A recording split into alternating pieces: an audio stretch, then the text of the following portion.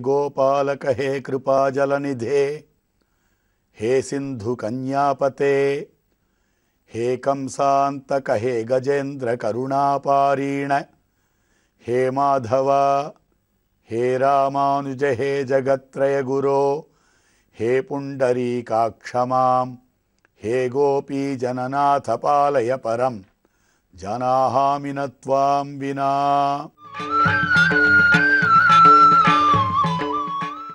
ஸ்ரீ ராமபிரானுக்கும் கண்ணபிரானுக்கும் இருக்கும்படியான ஒப்புமையை நாம் நோக்கி வந்து கொண்டிருக்கிறோம்.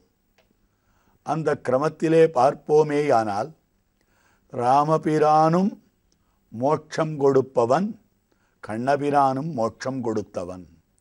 ராமபிரானும் ஐஸ்வர்யம் கொடுத்தவன், கண்ணபிரானும் ஐஸ்வர்யம் கொடுத்தவன். மோக்ஷ ஐஸ்வர்ய பிரதவ், மோட்சம் கொடுக்கிறவன் ஐஸ்வர்யம் கொடுக்கிறவர்கள் என்று ரெண்டாக பிரித்தும் அர்த்தம் சொல்லலாம். மோட்சமாகிற ஐஸ்வர்யத்தை கொடுக்கிறவர்கள் என்பதையும் சொல்லலாம். முதல் பொருளுக்கு பல அர்த்தங்கள் அமைந்திருக்கின்றன.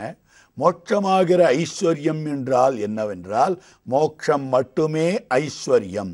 அழியாத செல்வம் எதுவோ அதுதான் செல்வமே ஒழிய, அழியக்கூடிய இந்த நிலவுலகத்திலே இருக்கக்கூடிய செல்வங்கள் எல்லாம் ஒரு நாள் வந்து ஒரு நாள் நம்மை விட்டு சென்றுவிடக்கூடியவையாய் அமைந்திருக்கின்றன.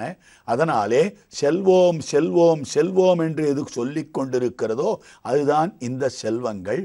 ஆனால் நிலை நின்ற ஐஸ்வர்யமாக அமைந்திருக்கக்கூடியது. அதனால்தான் ஆத்மாவுக்கு நிலை நின்ற ஐஸ்வர்யம் என்பது இந்த பகவானிடத்திலே சேர்த்தே, பகவானிடத்திலே தொண்டு, இதையெல்லாம் நினைத்துத்தான் கோபிமார்களை பார்த்து கிருஷ்ணனிடத்திலே தொண்டே வடிவெடுத்தவர்களாய் இருக்கக்கூடிய அந்த கோபிகைகளை பார்த்து ஆண்டாள் நாச்சியார் தெரிவிக்கக்கூடிய வார்த்தை செல்வ சிறுமீர்கள் என்று காட்டுகிறார். அதே போல பார்ப்போமேயானால், செல்வம் என்றால் விபீஷணனை பார்த்து அந்தரிக்ஷகத ஸ்ரீமான், ஆகாயத்திலே அமைந்திருந்தவனான ஸ்ரீமான், செல்வச்சீமான் என்று தெரிவிக்கிறார். ராவணனை விட்டுவிட்டான், ராமனிடத்திலே இன்னமும் சேரவில்லை, நடுவிலே தொங்கலிலே நிற்கிறான். அப்படிப்பட்டவனை பார்த்து வால்மீகி செல்வன் செல்வன் அந்தரிக்ஷகத ஸ்ரீமான் என்று சொல்லுகிறாரே. இதற்கு என்ன பொருள் என்றால், எப்பொழுது ராமனின் அருகிலே வந்து விட்டானோ அப்பொழுதே இவனுக்கு கைங்கரிய ஸ்ரீ செல்வமானது மாலையிட்டது. ஸ்ரீ வைஷ்ணவ ஸ்ரீ மாலையிட்டபடி பாகவத ஸ்ரீ ஆத்திக செல்வம் அவனை மாலையிட்டது ஸ்ரீ வைஷ்ணவ செல்வம் என்று காட்டிக் கொடுத்திருக்கிறார்கள். அதே போல யானையானது இழுத்து கொண்டிருக்கிறது, இழுபறியாயிருக்கக்கூடிய நிலை, மேலே தரைக்கு இழுத்து கொண்டிருக்கிறது, முதலை தான் தன்னிலனமான நீருக்கு இழுத்து கொண்டிருக்கிறது. இந்த நிலையிலே பகவானை பற்றி அந்த யானையானது நினைக்கத் தொடங்கிற்று. மூலமூலேதி கிண்ணே என்று அடுத்த வார்த்தை எழுதுகிறார் மகரிஷி பராசர பகவான். தாம் தெரிவிக்கிற வார்த்தை சத்து நாகவரஹா ஸ்ரீமான், அந்த நாகவரனாய் அமைந்திருக்கக்கூடிய ஸ்ரீமான் செல்வச்சீமான் என்று காட்டுகிறார். அப்பொழுது பகவானை அடைய வேண்டும், சரணம் அடைய வேண்டும் என்கிற எண்ணம் தோன்றிற்றே, அப்பொழுதே அதற்கு செல்வம் வந்துவிட்டது என்று பொருள். அதே போல அந்த ராமபிரானோடு கூடையும் கூந்தாலியும் எடுத்துக்கொண்டு பின்னே செல்பவனான லக்ஷ்மணனை வால்மீகி வர்ணிக்கிறார். லக்ஷ்மணஹா லக்ஷ்மி சம்பன்னஹா, லக்ஷ்மணன் செல்வத்துடன் கூடினவன் என்று. அவனோ அரசை துறந்து, ராஜ்யத்தை துறந்து, அரண்மனையை துறந்து ராமன் பின்னாலே காட்டுக்கு போகிறான். அவனுக்கு என்ன செல்வம் என்றால் ராமனுக்கு செய்யும்படியான தொண்டுதான். ஆகவே இறை அனுபவத்தை விட பெரியதான செல்வம் எதுவுமே இல்லை. ஆகவே மோட்சமாகிற செல்வம் என்றும் அர்த்தம் சொல்லப்பட்டது. இனி ராமபிரான் மோட்சம் கொடுத்தது எங்கு, ஐஸ்வர்யம் கொடுத்தது எங்கு? இது இரண்டையும் முதலிலே பார்த்து பிறகு கண்ணபிரான் மோட்சம் கொடுத்ததையும் ஐஸ்வர்யம் கொடுத்ததையும் பார்க்கலாம். ராமபிரான் அவனுக்காக உயிர் துறந்தவன் உத்தமரான ஜட்டாயு மகாராஜர். அந்த ஜட்டாயுவை சம்பிரதாயத்திலே ஜட்டாயு மகாராஜர் என்பவர்கள் பெரிய உடையார் என்றும் சொல்லுவார்கள். என்னவென்றால் மற்றையோர்கள் எத்தனையோ பெரியவர்கள் இருந்திருக்கிறார்கள். ராமனுக்கு பெரியவனாகவே தசரதன் இருந்தான், வசிஷ்டர் இருந்தார், சுமந்திரன் இருந்தார், வாமதேவர் இருந்தார், விஸ்வாமித்திரர் இருந்தார். இவர்களெல்லாம் பெருத்தவர்கள் அல்லர்களா? இவர்களை எல்லாம் பெரியவர்கள் என்கிற பெயராலே சொல்லுவது கிடையாது. தசரதனையோ சக்கரவர்த்தி என்றுதான் சொல்லுகிறார்கள். வசிஷ்டரை வசிஷ்டாச்சாரியர் என்று சொல்லுகிறார்கள். விஸ்வாமித்திரரை விஸ்வாமித்திரர் என்றுதான் சொல்லுகிறார்கள். ஆனால் ஜட்டாயு அவரோ ஒரு பட்சி இனத்தைச் சேர்ந்தவர். அப்படிப்பட்டவரை பார்த்து பெரிய உடையார், பெரிய உடையார். அவருக்கு என்ன பெருமை வந்துவிட்டது? என்ன பெருமை என்றால் ராமனிடத்திலே இருக்கக்கூடிய பரிபூர்ணமான பரிவு. அந்த பரிவு அவருக்கு மிஞ்சின பரிவு யாருக்குமே கிடையாது. ராவணனாலே 2 இறக்கைகளும் வெட்டப்பட்டு கொத்துயிரும் கொலையுருமாக கிடக்கிறார். அந்த பக்கமாக வருகிறான் ராமபிரான் சீதையை தேடிக்கொண்டு. என்ன ஆயிற்றோ என்று அந்த வருத்தத்திலே சீதையை தேடிக்கொண்டு தான் வருகிற பொழுது அந்த பெரிய ஆலமரத்தின் கீழே அவர் கொத்துயிரும் கொலையுருமாக ஜட்டாயு மகாராஜர் ஒரு கழுகு அரசன், கழுகு பட்சி, அந்த பறவையானது தான் இருக்கிறது. அப்படி ராமனை பார்த்த உடனேயே ஓ என்று கதறி அழ வேண்டும். கதறி அழுது என் உயிர் போய்விட்டது என்று சொல்ல வேண்டும். அதை சொல்லவில்லை. அவர் என்ன சொன்னார் என்றால் யாம் ஓஷதிமிவ ஆயுஷ்மன்னு. முதலிலே நினைத்தார் சீதையை பிரிந்து இந்த ராமன் எவ்வளவு தளர்ந்து விட்டான், இவனுக்கு ஆபத்து வராமல் இருக்க வேண்டுமே என்று முதற்கணவருக்கு தோன்றிற்று. அடுத்தபடியாக இந்த ராமனுக்கு ராட்சசர்களோடு பெரும் பகை ஏற்பட்டு விட்டதே, என்ன செய்வானோ ஓர் ஆபத்தும் வராமல் இருக்க வேண்டுமே என்று தோன்றிற்று.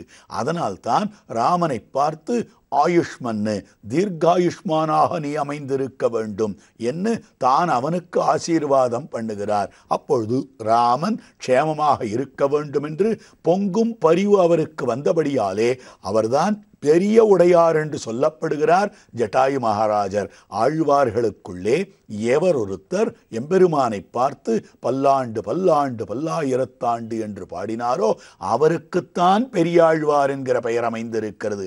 அப்படி என்றால் என்ன பொருள்? அவருக்கு முன்பாக பொய்கையார், பூதத்தார், பேயார், புகழ்மைசை ஐயன், அருள்மாறன், சேரலர்கோன் என்று ஆழ்வார்கள் 6 அவதாரம் பண்ணியிருக்கிறார்கள். இந்த 6க்கும் பெரியாழ்வார் என்கிற பெயர் யாருக்குமே வரவில்லை. முதலிலே அவதரித்த முதலாழ்வாருக்கு வரவில்லை.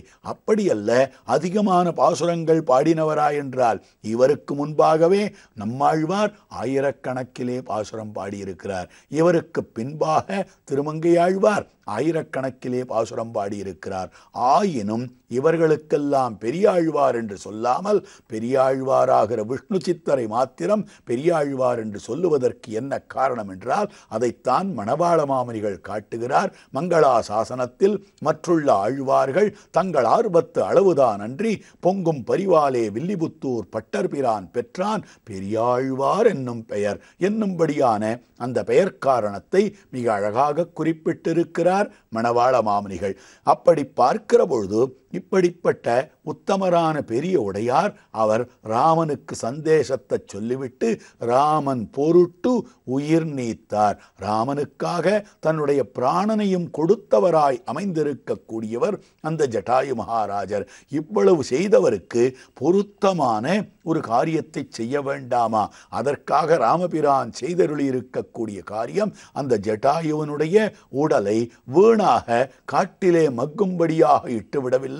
அவற்றுக்கு மந்திர விதியிலே சரம சம்ஸ்காரம் ஈமக் கடன்களை செய்திருக்கிறான். கடைசியிலே அந்த உடலுக்கு செய்ய வேண்டியதான முழு மரியாதையும் முறையாக செய்து வேத மந்திரங்களை சொல்லி சிதையில் ஏற்றி அவன் அந்த ஜட்டாயு மகாராஜரை தான் அழகாக அற்புதமாக வைகுண்டத்து ஏத்துகிறான். அதனால்தான் தனமருவு வைதேவி பிரியலுற்று தளர்வெய்தி ஷடாயுவை வைகுந்தத்தேற்றி. தளர்வெய்திய ராமபிரான் ஜட்டாயு மகாராஜரை வைகுந்தத்துக்கு ஏற்றியிருக்கிறான் என்றால் இதுதான் மோட்சம் கொடுத்திருக்கிற நிலை. அதைத்தான் வால்மீகி பகவான் காட்டுகிறார். மிக அழகான வார்த்தை. யாகதிஹி யஜ்ஞசீலானாம் ஆஹிதாக்னேச்ச யாகதிஹி அபராவர்த்தினாம் யாச்ச பூமி பிரதாயினம் மயாத்வம் சமனுஜாதா கச்சலோகான் அனுத்தமான் என்று தெரிவிக்கக்கூடிய வார்த்தை. ஆக அற்புதமான யாச்ச பூமி பிரதாயினாம் என்று சொல்லும்படியான விஷயமாக அமைந்திருக்கிறது. எந்த கதியிலே, எந்த வழியிலே யாக யஜ்ஞாதிகளை எல்லாம் நன்கு செய்தவர்கள் செல்லுவர்களோ அப்படிப்பட்ட கதியிலே அஹிதாக்னேஷ்ச யாகிதிஹி, அக்னி உபாசனம் பண்ணக்கூடியவர்கள் எந்த நெறிமுறையிலே சென்று தாங்கள் பரமபதம் அடையவர்களோ அதே போல நீயும் அடைவாயாக. அபராவர்த்தி நாம் யாச்ச, எங்கு சென்றால் மீண்டு வருதலே கிடையாதோ, மீட்சியின்றி வைகுந்தமாநகர் மற்றது கையதுவே என்னும்படியாக அமைந்திருக்கக்கூடிய அந்த பரமபத சாம்ராஜ்யத்தை உனக்கு நான் தந்தேன். மயாத்வம் சமனுஜாதா, என்னாலே தேவரீர் நியமிக்கப்பட்டிருக்கிறீர்.